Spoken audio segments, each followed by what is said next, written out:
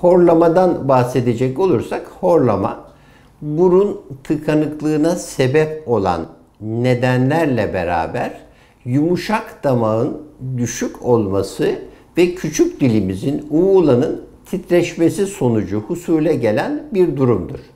Burnumuz, burunda meydana gelebilecek kıkırdak eğrilikleri, kemik eğrilikleri, burun etkilerinin şişkinliği sonucu nefes alamaz duruma gelince ağızdan soluk alıp vermek gerekli olacaktır.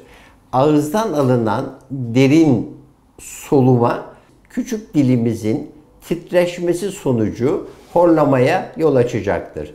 Horlama tabii basit bir neden gibi görünse de evli çiftlerde boşanmaya kadar giden bir problemin başlangıcı olabilir.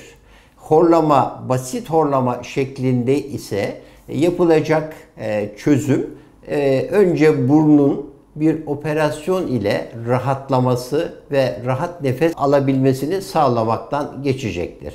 Daha sonra belki yumuşak damakla ilgili polisomnografi dediğimiz bazı testler geçilip daha ileri düzeyde bir cerrahiye gidilebilir.